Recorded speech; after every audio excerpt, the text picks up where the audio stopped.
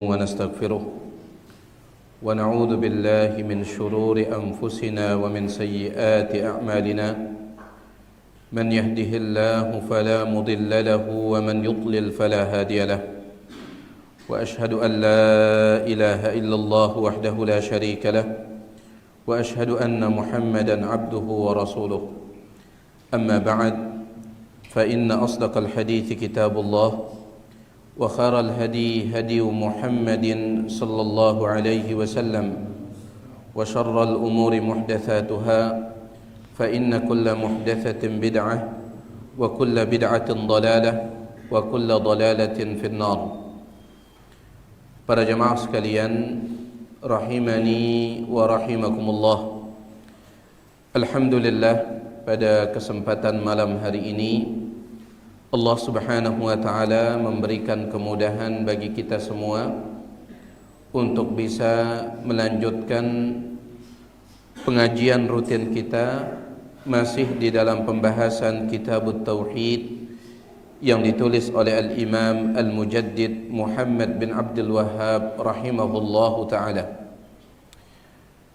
Pada kesempatan malam hari ini para jemaah sekalian, kita akan masuk ke dalam bab yang ke-22.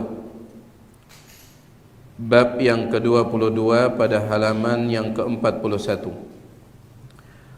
Qala al-muallif rahimahullahu ta'ala, berkata al-imam Muhammad bin Abdul Wahhab rahimahullahu ta'ala, babu, sebuah bab, ma jaa, yang menyebutkan tentang riwayat-riwayat yang datang fi himayatil Mustafa sallallahu alaihi wasallam, berkaitan tentang bagaimana Al-Mustafa Nabi Muhammad sallallahu alaihi wasallam menjaga janabat tauhidi, kemuliaan tauhid, wasaddihi, dan bagaimana beliau sallallahu alaihi wasallam menutup kulla tariqin, semua jalan, yusilu ila syirki, yang bisa menghantarkan kepada syirik.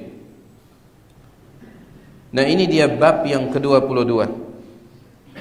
Dalam bab ini Syekh Muhammad bin Abdul Wahhab rahimahullah akan menyebutkan bagaimana Nabi kita Muhammad sallallahu alaihi wasallam himayah, menjaga kesempurnaan tauhid, dan bagaimana beliau sallallahu alaihi wasallam menutup segala jalan, segala sarana yang bisa menghantarkan kepada syirik.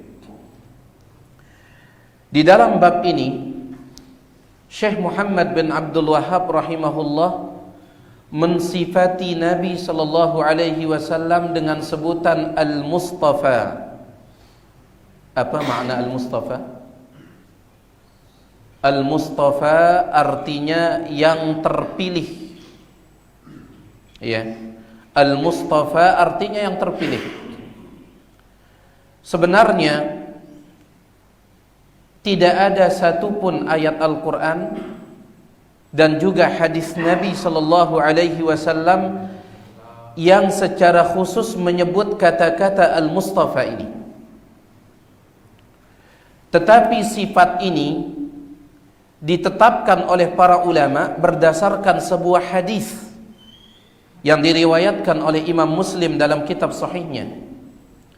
Nabi sallallahu alaihi wasallam menyebutkan, Inna Allah astafa Kinanata min waladi Ismail.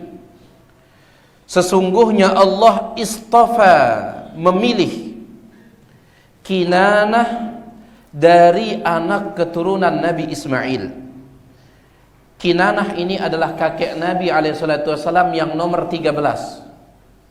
Namanya siapa? Kinanah. Ya. Kakek beliau yang nomor 13 itu namanya Kinanah. Kata Nabi alaihissalam, Allah memilih Kinanah dari anak keturunan Nabi Ismail.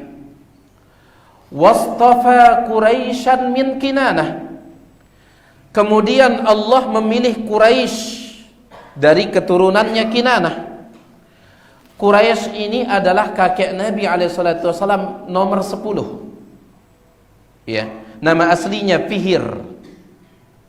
Fihir itu nama aslinya. Kemudian diberikan gelar Quraisy. Ya. Kemudian beliau SAW mengatakan, "Wastafa Bani Hashimin min Quraisyin." Kemudian Allah memilih keturunan Hashim dari anak keturunannya Quraisy. Hashim ini kakek Nabi SAW nomor 2.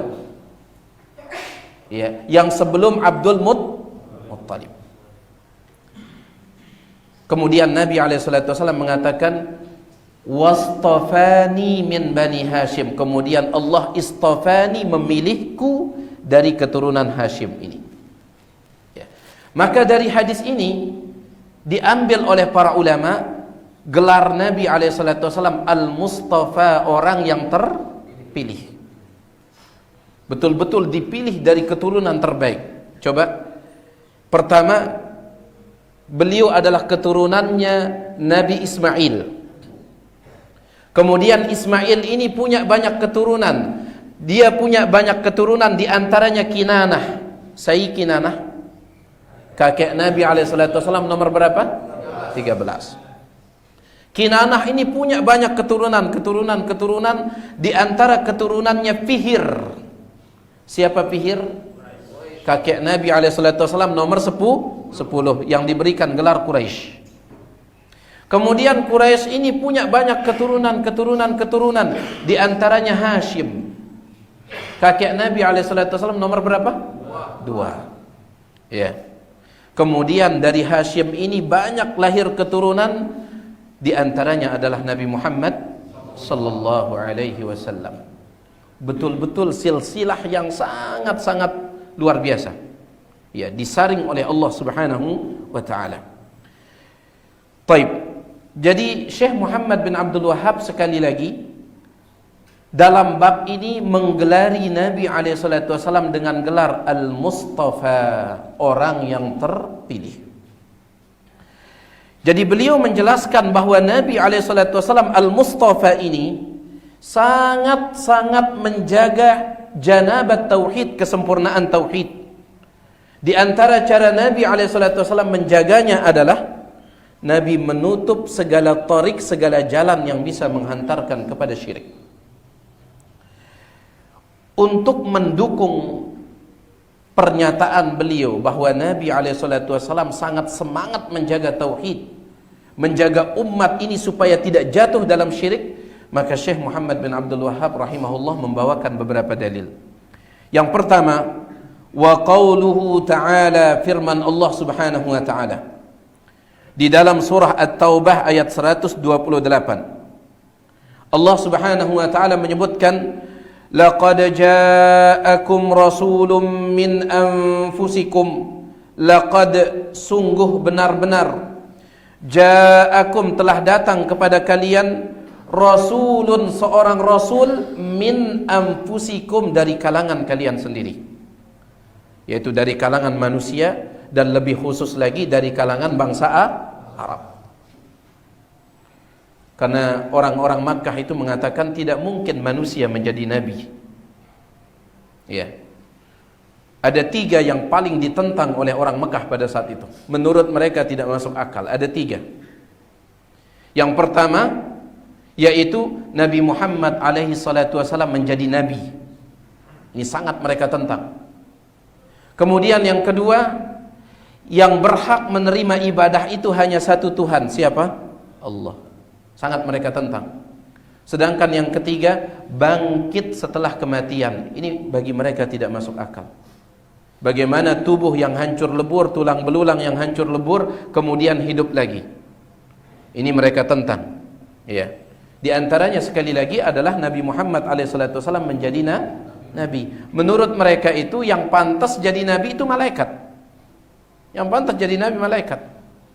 Tapi Allah Subhanahu wa taala membantah mereka. Anehnya orang Mekah ini, kalau mereka ditanya kenal tidak dengan nabi, kenal tidak dengan orang yang namanya Ibrahim, Ismail, Ishak, Musa, kenal tidak? Kata mereka kenal. Siapa itu? Ibrahim, Ismail, Ishak, Musa siapa? Kata mereka, Nabi. Ya. Padahal mereka mengatakan Nabi itu tidak mungkin dari manusia. Tapi giliran Ibrahim, Ismail, Ishak, Musa, mereka katakan Nabi. Akhirnya mereka membantah sendiri ucapan mereka. Ya, Allah katakan itu kan manusia, Ibrahim, Ismail, Ishak, Musa itu. Kenapa yang itu kalian terima sebagai Nabi, yang ini kalian tidak terima sebagai Nabi? Akhirnya mereka pun merubah ucapan mereka.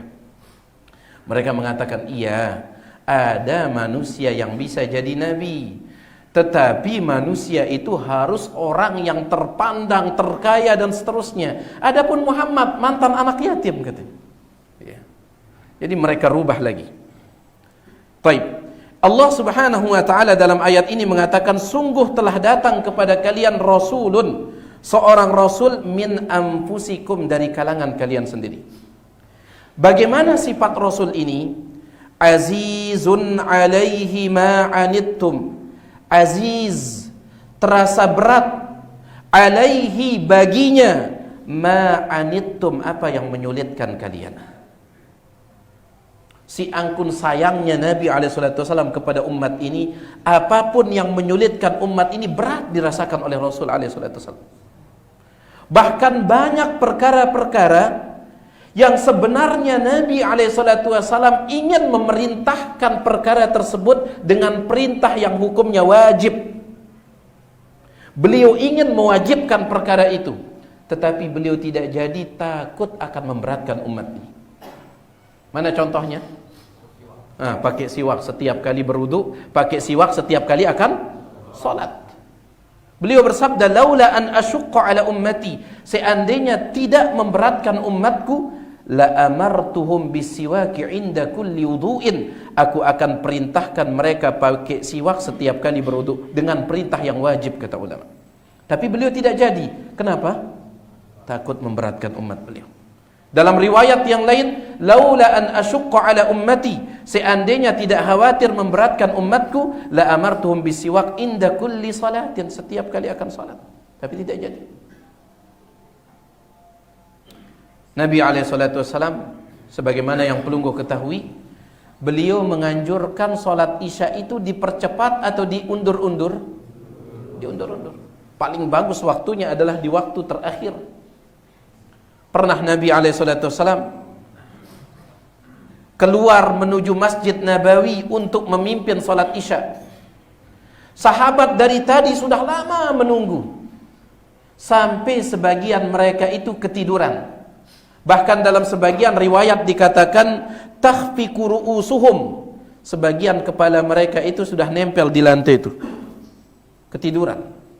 Ya, saking jatuhnya kepala mereka itu sampai nempel di lantai masjid. Setelah itu Nabi SAW keluar. Kemudian beliau mengatakan, inna hadza la waqtuha, sebenarnya inilah waktu salat isya yang paling tepat. Laula an asyqa ala ummati, aku akan tetap melakukannya seperti ini seandainya tidak memberatkan umatku. Seandainya tidak memberatkan umatku. Ya. Antum sudah sering mendengarkan Nabi SAW pernah tidak sholat tarawih? Pernah. Berapa malam? 3 malam. Ya. 3 malam di bulan Ramadan beliau sholat tarawih. Para sahabat pun ikut berjamaah sholat tarawih, sampai disebutkan oleh Aisyah, hatta ajizal masjidu anin nas, sampai Masjid Nabawi saat itu tidak nampung. Pada malam yang keempat sahabat kembali keluar. Ternyata Nabi SAW tidak keluar-keluar memimpin mereka salat. Mereka nunggu sampai mendekati subuh, beliau tidak keluar. Baru pas salat subuh itu beliau keluar memimpin mereka salat apa? Salat subuh. Selesai salat beliau mengatakan, sesungguhnya aku tahu kalian keluar tadi malam. Tidak ada yang menghalangiku keluar kecuali aku khawatir, jangan-jangan karena ini kan wahyu masih turun. Jangan-jangan wahyu turun kemudian salat tarawih itu diwajibkan dan akan memberatkan kalian. Salat 5 waktu bae wah berat bagi sebagian orang, apalagi ditambah berapa rakaat? 11 rakaat tiap malam, apalagi ditambah. Bayangkan kalau diwajibkan. Subhanallah, beliau mencintai ini kebaikan, tetapi beliau tinggalkan. Kenapa? Karena akan memberatkan umat beliau. Ya. Maka ini sangat bertentangan ya, prinsip sebagian orang di zaman ini. Sangat bertentangan dengan prinsipnya Nabi SAW. Sebagian orang di zaman ini mengatakan kalau bisa dipersulit, kenapa dipermudah? Bertentangan sekali. Ya. Syekh Ibnu Utsaimin rahimahullah ketika beliau ditanya tentang berapa jarak antara azan dan iqamah ketika masjid itu punya imam rawatib, maka Syekh Ibnu Utsaimin mengatakan tidak ada ketentuan jaraknya berapa menit, tidak ada. Tetapi hendaklah imam rawatib itu jangan dia sengaja berlama-lama datang sehingga mempersulit jamaah yang ada di masjid. Kenapa? Karena saya khawatir dia kena dengan sabda Nabi SAW, man syaqqa ala ummati, siapa yang mempersulit umatku, man syaqqa ummati, siapa yang mempersulit umatku, syaqqahullah, semoga Allah mempersulitnya. Sampai seperti itu. Jadi syariat ini mudah, dan Nabi SAW itu sekali lagi berat beliau rasakan apa yang mempersulit umat ini, berat. Ya, sangat berat beliau rasakan. Baik. Azizun alaihi, aziz, berat, alaihi baginya, ma'anittum, apa yang mempersulit kalian. Kemudian harisun alaikum, sangat bersemangat melihat kalian mendapat kebaikan. Nah ini dia, semangat Nabi yang datang ini sangat semangat melihat kalian mendapat kebaikan. Dan tentunya kebaikan yang paling beliau semangat agar umatnya mendapatkannya adalah kebaikan tauhid. Sangat semangat. Bukti semangatnya beliau alaihi salatu wassalam adalah beliau mengajarkan seluruh kebaikan kepada umat ini. Tidak ada yang beliau tidak ajarkan. Dan beliau juga memperingatkan umat ini dari keburukan.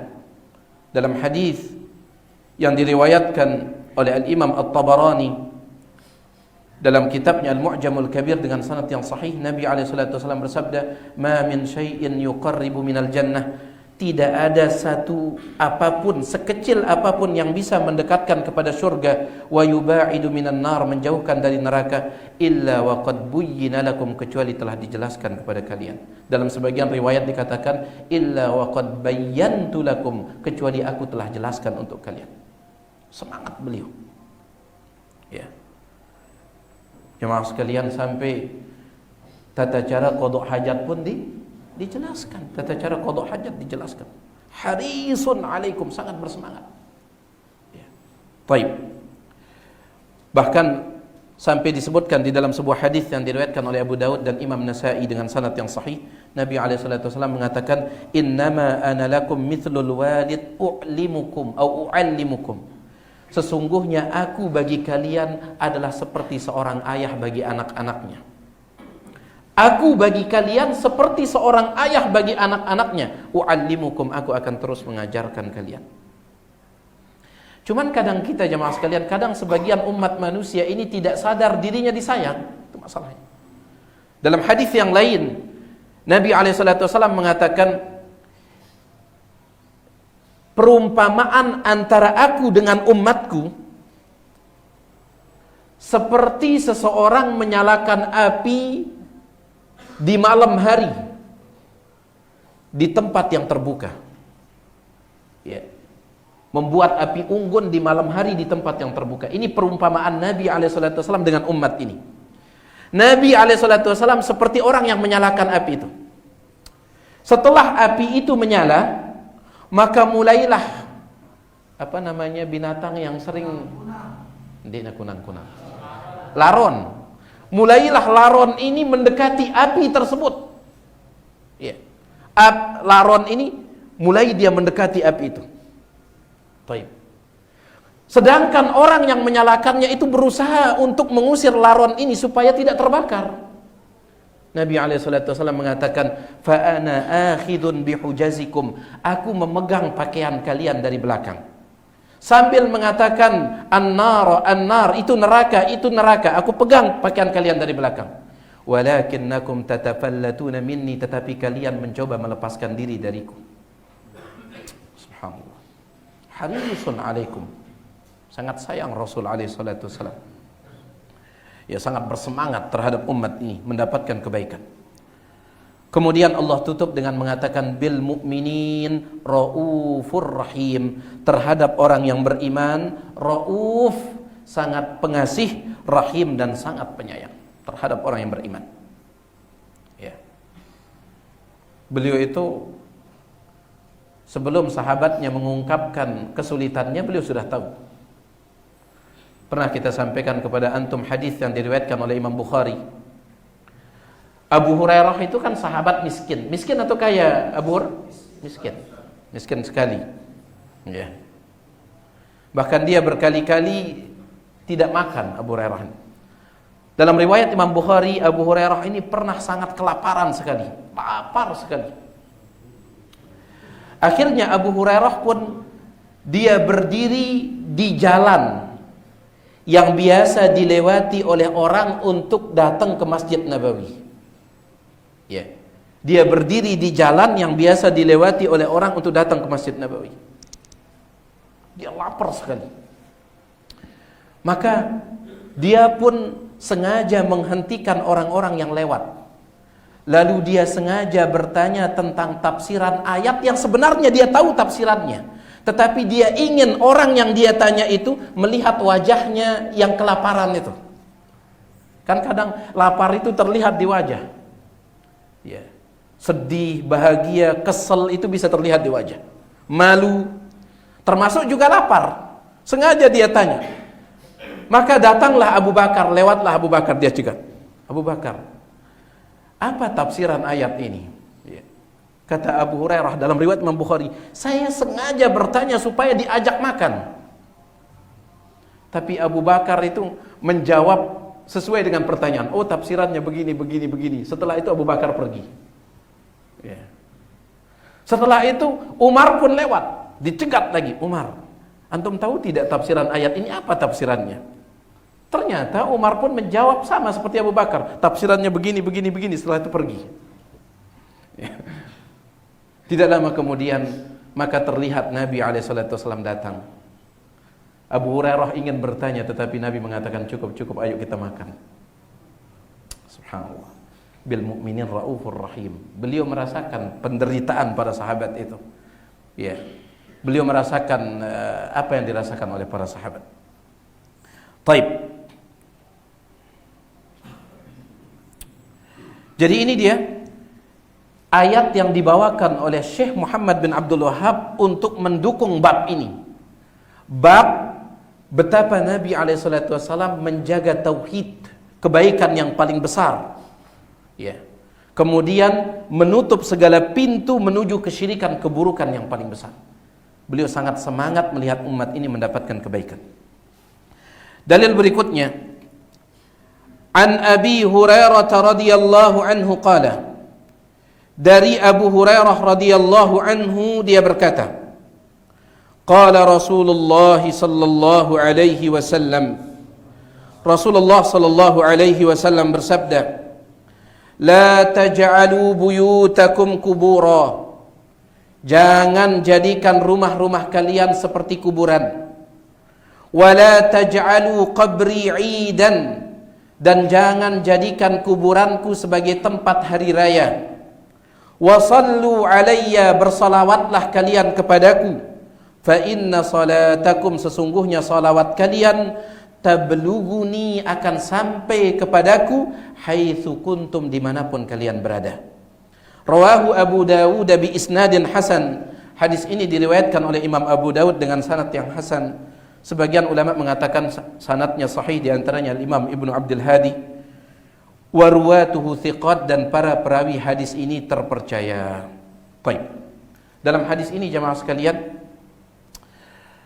terlihat sekali bagaimana Nabi SAW ingin menjaga tauhid dan menutup pintu menuju kesyirikan. Ada 3 hal sebenarnya yang disebutkan dalam hadis ini. Yang pertama, Nabi SAW melarang menjadikan rumah seperti apa? Kuburan. Ya. Kata Syekh Saleh bin Abdul Aziz Sindi hafizahullah, larangan menjadikan rumah seperti kuburan itu memberikan kita 2 faedah. Ya. Faedah yang pertama, agar kita memakmurkan rumah kita itu dengan ketaatan-ketaatan, dengan ibadah-ibadah. Ini faedah yang pertama. Karena dalam sebagian hadis Nabi SAW mengatakan, la ij'alu min salatikum fi buyutikum. Jadikan sebagian salat kalian itu di rumah. Salat apa itu? Salat sunnah. Jadikan sebagian salat kalian itu di rumah. Wala taj'alu buyutakum maqabir. Jangan jadikan rumah kalian seperti kuburan. Baik. Dalam riwayat yang lain, la taj'alu buyutakum maqabir. Jangan jadikan rumah kalian seperti kuburan. Waqra'u fiha al-Qur'an. Bacakan di dalam rumah kalian Al-Qur'an. Jadi makmurkan rumah kita dengan ketaatan jemaah sekalian. Dan ini yang akan mendatangkan kedamaian. Melihat istri kita taat, melihat anak-anak kita taat. Ketika menafsirkan firman Allah tentang doa hamba-hamba Ar-Rahman yang mereka mengatakan, Rabbana hablana min azwajina wa dhurriyyatina qurrata a'yun. Wahai Rabb kami, berikanlah untuk kami dari istri-istri kami, dari anak keturunan kami, qurrata a'yun, orang-orang yang bisa menjadi penyejuk hati kami. Al-Imam Muhammad bin Ka'ab Al-Qurazi rahimahullah, beliau mengatakan, laisa syai'un aqarra li'ainil mu'min. Tidak ada sesuatu apapun yang lebih menyejukkan hati orang beriman. Tidak ada yang lebih menyejukkan hati orang yang beriman min an yara zaujatahu wa auladahu muti'ina lillah, daripada dia melihat istri dan anak-anaknya melakukan ketaatan kepada Allah. Coba ada bayangan tatkala dauli dayat da senina da baca Quran. Dayat da anak-anak da ngapal hadis. Iya. Kan luar biasa rasanya hati ini. Lagu lamun tauli yang kita temukan senina kita ini joget TikTok misalnya. La ilaha illallah. Anak-anak kita melakukan ini, main game. Kita sudah pulang dalam keadaan lelah, hati ini kusut. Tiba-tiba istri di rumah main HP terus. Anak-anak juga main HP, main game terus. Tapi ketika pulang mendapati istri melakukan ketaatan, anak-anak melakukan ketaatan, luar biasa. Maka larangan menjadikan rumah sebagai kuburan ini menuntut kita untuk mengisi rumah itu dengan ketaatan. Ya, dengan ketaatan. Para ulama menyebutkan, ya, kenapa kita dianjurkan sholat sunnah di rumah itu? Sebagai pembelajaran bagi anak-anak kita, terutama yang masih kecil. Karena yang namanya anak-anak itu mereka ngelihat. Ada salah seorang syekh bercerita, ada seorang ibu, dia selalu membaca Al-Quran, ibu ini. Tetap dia baca Al-Quran. Dia punya anak, anaknya sudah bisa jalan, tetapi ngomongnya itu masih belum jelas, anak ini. Ya. Anaknya sudah bisa jalan, tapi ngomongnya belum jelas, masih kode gati. Ibu ini tetap baca Quran tiap hari. Pada suatu hari ibu ini, ya biasa, kadang kita agak malas atau apa kadang. Ibu ini pada suatu hari dia agak malas untuk baca Al-Quran. Biasanya jam tersebut dia baca Quran, biasanya. Tapi pada hari tersebut, tumben dia tidak ambil Al-Quran. Dia duduk-duduk saja, padahal itu jam biasa dia baca Quran. Dia duduk-duduk saja. Tiba-tiba datang anaknya yang kecil yang baru bisa jalan itu membawakan dia Al-Quran. Jadi anak-anak itu ngelihat, ya, anak-anak itu ngelihat. Ya kalau kita sebagai orang tuanya HP terus, maka anak-anaknya juga. Ya. Baik. Baik. Ini faedah yang pertama dari larangan menjadikan rumah sebagai kuburan, makmurkan rumah dengan ketaatan. Yang kedua, larangan menjadikan rumah sebagai kuburan ini menjadi dalil kata para ulama bahwa kuburan bukan tempat ibadah. Nabi SAW mengatakan, jangan jadikan rumah kalian seperti kuburan, baca Al-Quran dalam rumah kalian. Berarti kuburan bukan tempat baca Quran. Ya. Supaya tidak sama rumah kita dengan kuburan, disuruh baca Quran. Kenapa? Karena kuburan bukan tempat baca Quran. Kemudian dalam hadis yang lain, jadikan sebagian sholat kalian di rumah supaya tidak sama seperti kuburan. Berarti kuburan bukan tempat untuk sholat. Ya, bukan tempat untuk sholat. Nah, ini dia perkara yang pertama yang disebutkan dalam hadis ini. Kemudian yang kedua, kata Nabi SAW, wala taj'alu qabri 'idan, jangan jadikan kuburanku sebagai hari raya. Kata para ulama, yaitu didatangi pada waktu tertentu secara rutin. Ya. Makanya dari sini para ulama itu menyatakan kebidaahan mengkhususkan hari raya Idul Fitri atau Idul Adha untuk ziarah kubur, karena ini menjadikan kuburan sebagai hari raya. Kalau kubur Nabi SAW saja tidak boleh, apalagi selain itu. Ya. Kemudian yang terakhir, perkara yang ketiga yang disebutkan dalam hadis ini tentang anjuran bersolawat. Dan untuk bersolawat kepada Nabi SAW tidak mesti kita harus datang ke kubur beliau. Karena Nabi SAW mengatakan, fa inna salatakum, salawat kalian, tabluguni, sampai kepadaku, haitsu kuntum, dimanapun kalian berada, akan sampai. Ya. Nabi SAW menyebutkan di dalam sebuah hadis, inna lillahi malaikatan sayyahin, Allah Subhanahu wa ta'ala memiliki malaikat-malaikat yang terus keliling. Malaikat-malaikat ini terus keliling, yuballighuni an ummati salam, yang menyampaikan kepadaku salam dari umatku. Beliau juga alaihi salatu wasallam bersabda, terutama sekarang ini malam Jumat dan besoknya hari Jumat. Nabi alaihi salatu wasallam ketika membicarakan hari Jumat, beliau mengatakan, fa'akthiru alayya minas salati fih, perbanyak salawat kalian kepadaku pada hari Jumat. Fa inna salatakum ma'rudatun alayya, karena salawat kalian akan sampai kepadaku. Para sahabat mengatakan, ya Rasulullah, bagaimana caranya salawat kami sampai kepada anda ketika arimta, tubuh anda sudah hancur lebur saat meninggal dunia? Anda dikuburkan, kemudian tubuh anda hancur lebur, bagaimana mungkin salawat kami bisa sampai? Maka Nabi SAW mengatakan, innallaha harrama 'alal ardi an ta'kula ajsadal anbiya, Allah mengharamkan bagi tanah untuk memakan jasadnya para nabi. Baik. Ini dalil yang kedua yang beliau bawakan tentang masalah ini. Dalil berikutnya yang terakhir, yang ketiga, wa an Ali bin al-Husain radhiyallahu anhuma, dari Ali ibn al-Husain. Ali ibn al-Husain ini cicit Nabi Muhammad SAW.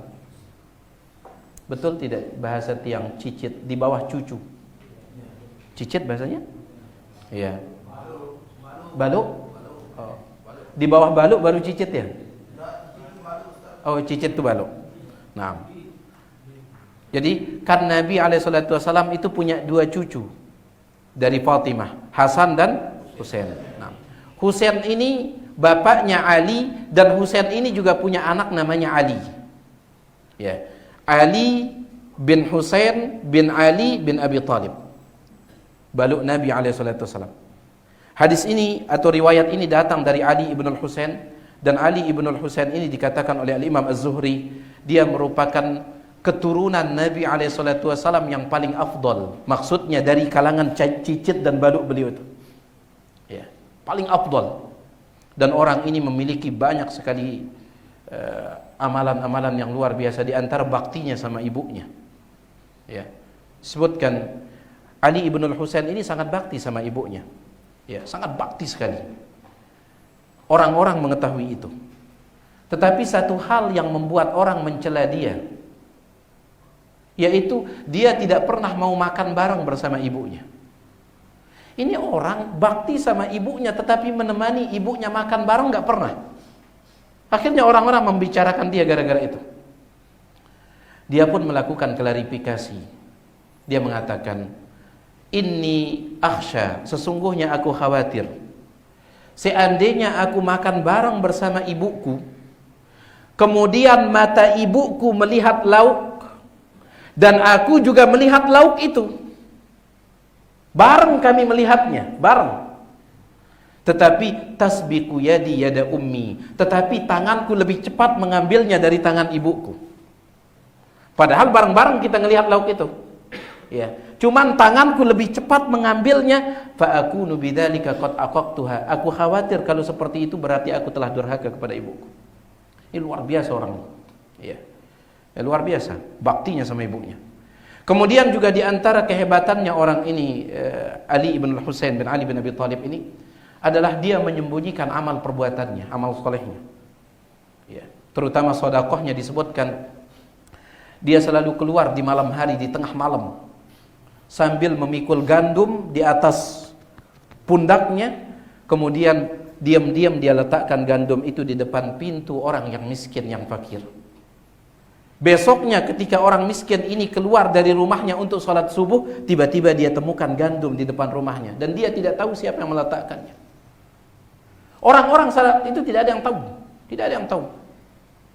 Tetapi ketika Ali ibn al-Husain meninggal dunia, barulah orang tahu ternyata dia pelakunya. Dari mana mereka tahu? Dari dua hal. Yang pertama, ketika mereka memandikan jenazahnya, mereka temukan banyak sekali lebam-lebam di punggungnya. Karena dia memikul apa? Gandum itu. Banyak sekali ditemukan lebam-lebam. Ya. Kemudian yang kedua, ketika dia sudah meninggal dunia, orang miskin tidak lagi menemukan gandum di depan pintu mereka. Oh, berarti dia pelakunya. Ya. Dan ini juga menjadi pelajaran bagi kita ikhwah, bahwasanya seseorang itu kalau dia memang betul-betul ikhlas, bagaimanapun dia menyembunyikan kebaikannya, suatu saat nanti Allah akan tampakkan bagi manusia. Ya. Kalau memang dia betul-betul ikhlas, dia sembunyikan kebaikannya tanpa dia sengaja menampakkannya, Allah yang akan menampakkannya, sehingga menjadi buah bibir yang manis dibicarakan oleh manusia. Ya. Ini sejak zaman dulu. Ya. Di antara contoh yang terdekat yang pernah kita sampaikan kepada antum, mudah-mudahan ya, kita wala nuzakki 'alallahi ahada, kita tidak mendahului Allah untuk mentazkiyah siapapun, merekomendasi siapapun, tetapi kita berharap ini tanda keikhlasan beliau rahimahullah. Ustadzuna al-Fadil Ustadz Yazid bin Abdul Qadir Jawas rahimahullah, ketika beliau masih hidup, tidak ada di antara kita yang mendengar sedekah-sedekah beliau, tidak ada.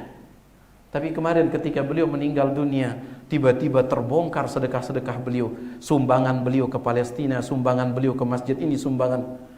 Ketika beliau masih hidup nggak ada yang mengetahui itu, nggak ada, betul-betul ditutup. Ya, tetapi ketika beliau meninggal dunia, sampai ada seorang di Palestina itu mengatakan kami merasa kehilangan. Beliau tetap mengirimkan kami sumbangan tiap bulan sekian.